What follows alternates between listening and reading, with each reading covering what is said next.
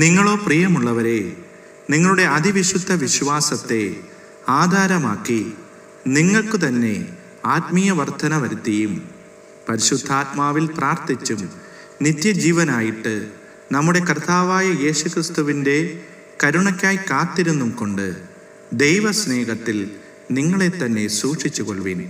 യൂദായുടെ ലേഖനം 1-ാം അധ്യായം 20-21 വാക്യങ്ങൾ. എത്ര മധുരം